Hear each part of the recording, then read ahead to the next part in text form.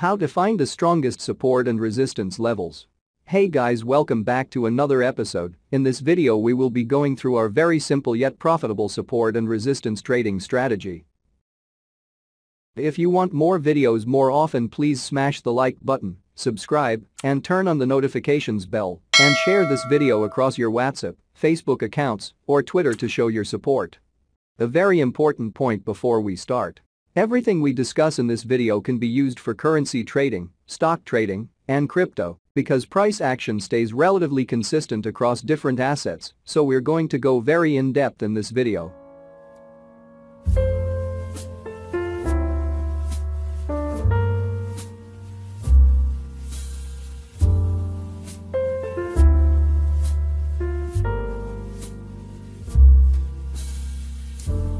How to use support and resistance to make better trading decisions.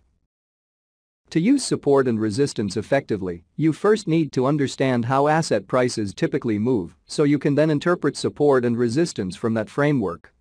You also need to be aware that there are different types of support and resistance, such as minor or weak, and major or strong. Minor levels are expected to be broken, while strong levels are more likely to hold and cause the price to move in the other direction. Why are these levels important for technical traders? Traders use support and resistance levels to plan entry and exit points for trades, depending on what the trader sees from other indicators. And now, how to find the strongest support and resistance levels in Forex and all financial markets. Being able to find high-probability key support and resistance levels is an important skill you'll need to build to become a profitable trader. There is no way around this. If you're wanting to trade price action, you'll have to learn how to identify and trade key support and resistance levels. One of the more common questions I get from struggling traders is, how do I find the strongest support and resistance levels in financial markets? In this video, we'll answer this question, along with what variables you need to look for in finding strongest support and resistance levels, and how to identify the overall strength of that level. And now, let's jump in. The mindset around key support and resistance levels. Technical analysts use support and resistance levels to identify price zones on a chart where the probabilities favor a pause or reversal of a prevailing trend. Support occurs where a downtrend is expected to pause due to a concentration of demand. Resistance occurs where an uptrend is expected to pause temporarily due to a concentration of supply. These levels, while they may appear arbitrary at first sight, are based on market sentiment and anchoring. Here, we examine how support and resistance levels are largely shaped by human emotion and psychology. However, first off, it's important to understand you need a particular mindset and understanding about support and resistance levels. What I'm particularly referring to here is that you have to view support and resistance levels probabilistically. You cannot think of them as black or white, good or bad, going to hold or not going to hold. Trading doesn't work like that, nor does price action, nor does support and resistance levels. You have to trade and think in probabilities. There is no way around this. Also, it's important to think of support and resistance levels more as zones and not fixed lines in the sand.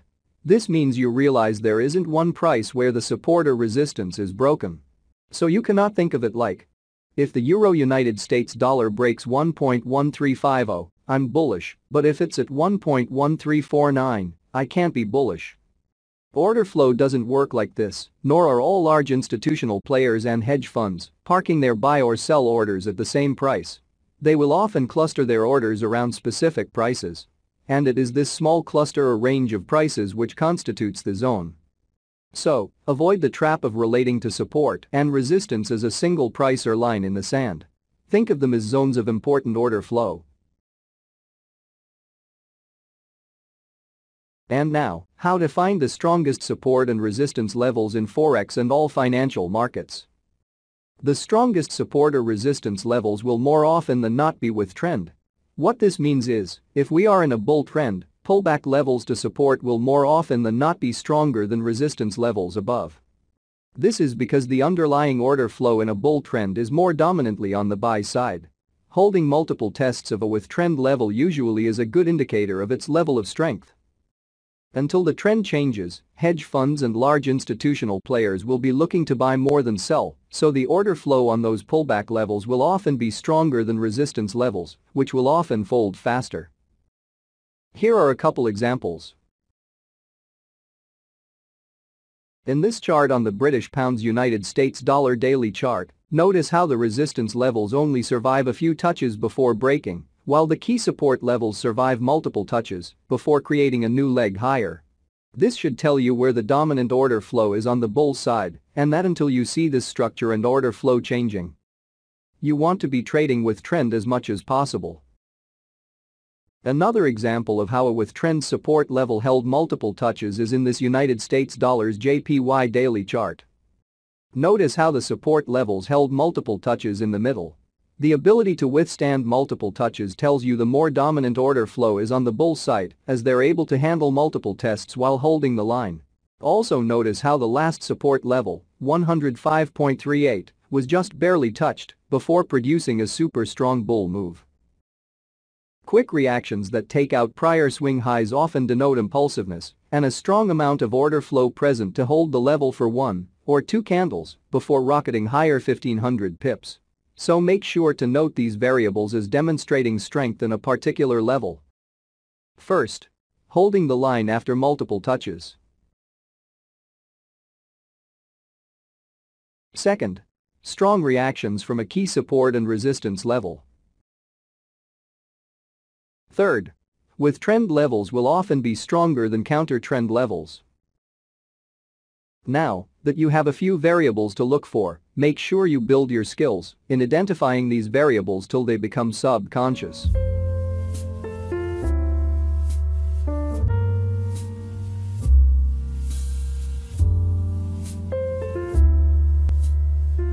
The best trades usually happen around support and resistance. No matter how you see the chart, it will be obvious.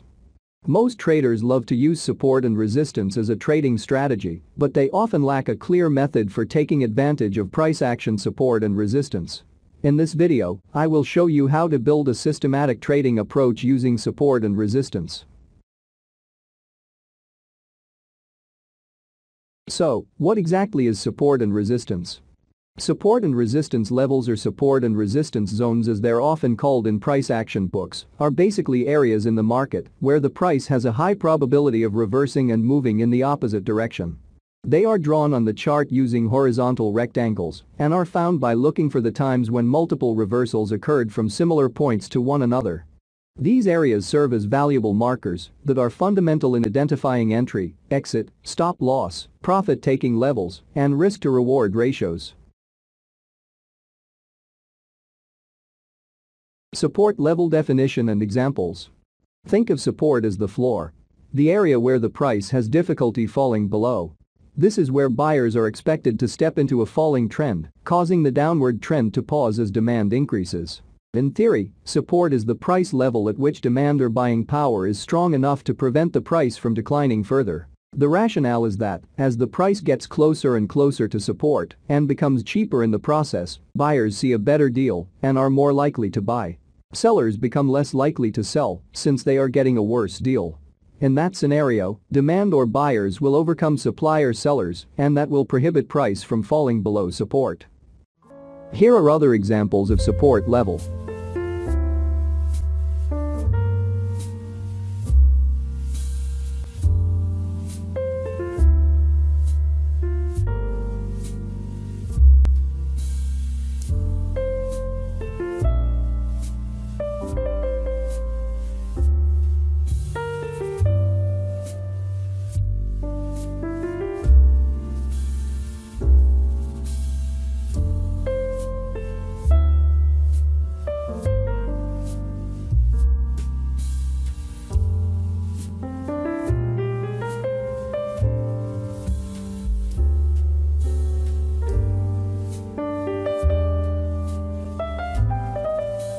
Resistance level definition and examples.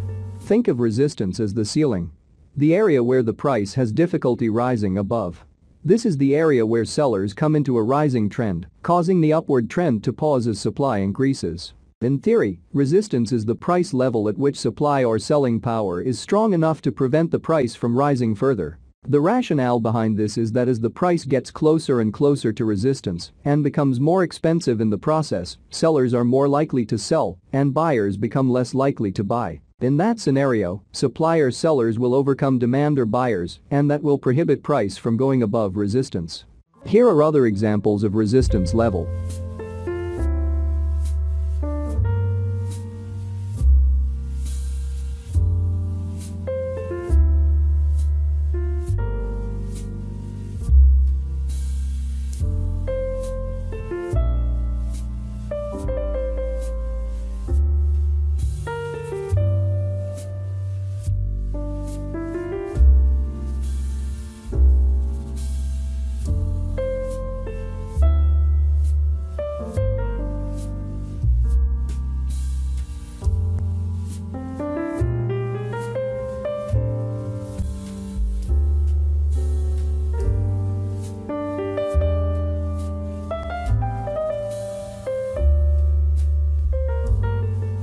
And now, how to determine support and resistance levels. Although the steps sound easy enough, many traders struggle to find support and resistance zones in practice.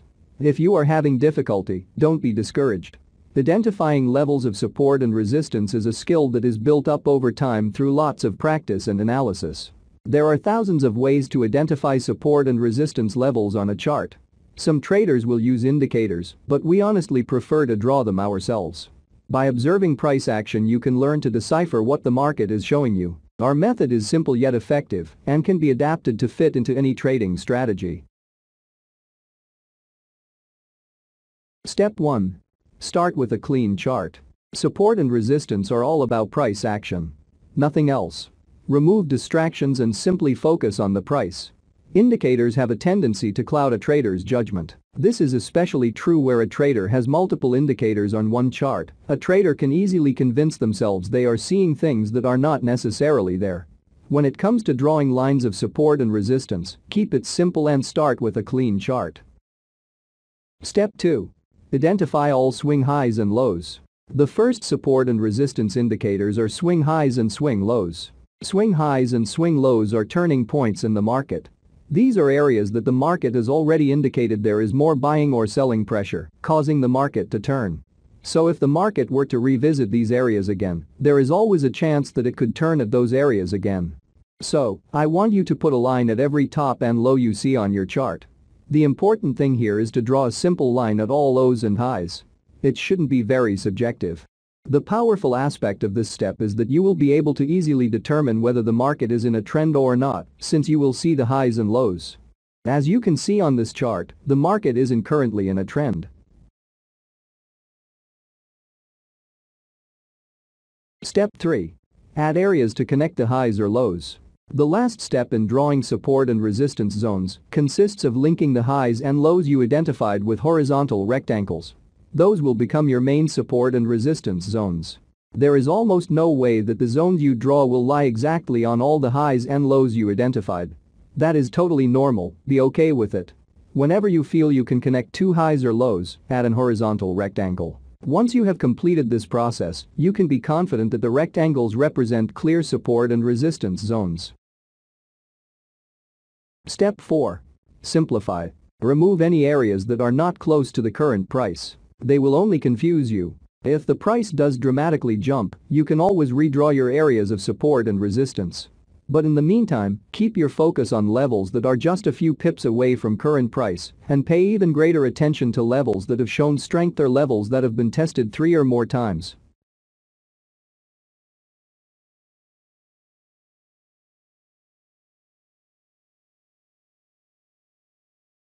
And now, how to trade support and resistance. One of the best uses of support and resistance is for defining entry and exit points for positions, coupled with efficient risk management settings. Now that you know all the basics, it's time to apply these basic but extremely useful technical tools in your trading.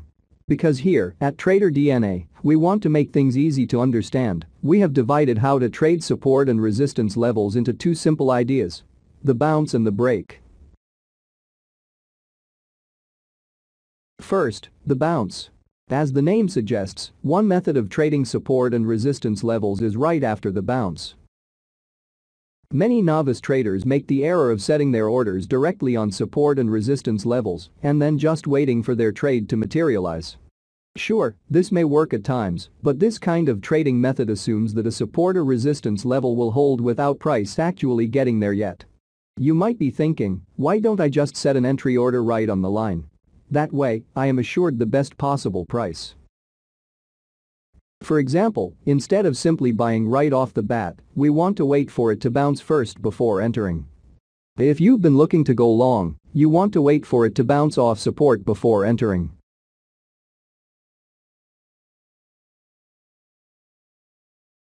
And if you've been looking to go short, you want to wait for it to bounce off resistance before entering.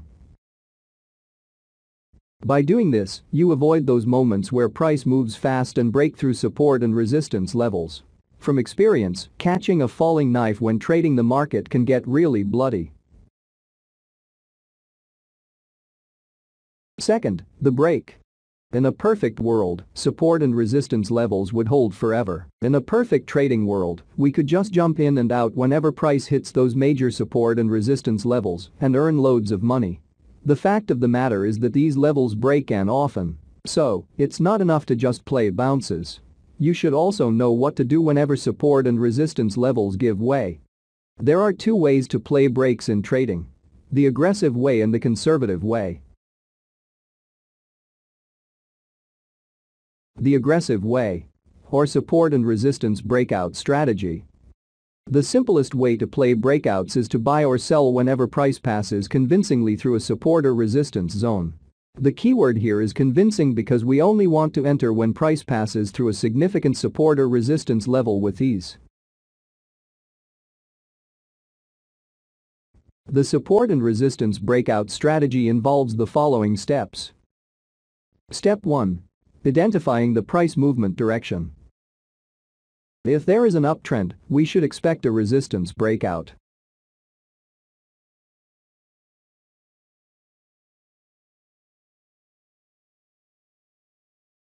If there is a downtrend, we should expect a support breakout.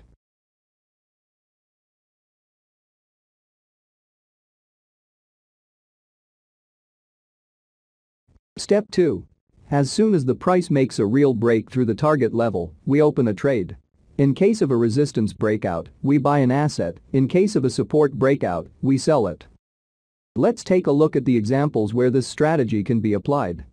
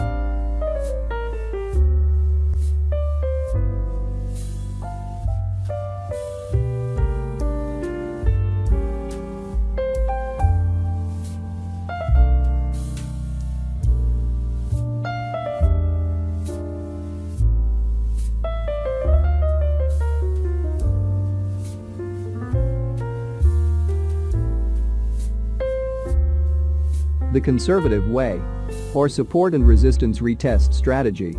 Instead of entering right on the break, wait for the price to make a pullback to the broken support or resistance level and enter after the price bounces.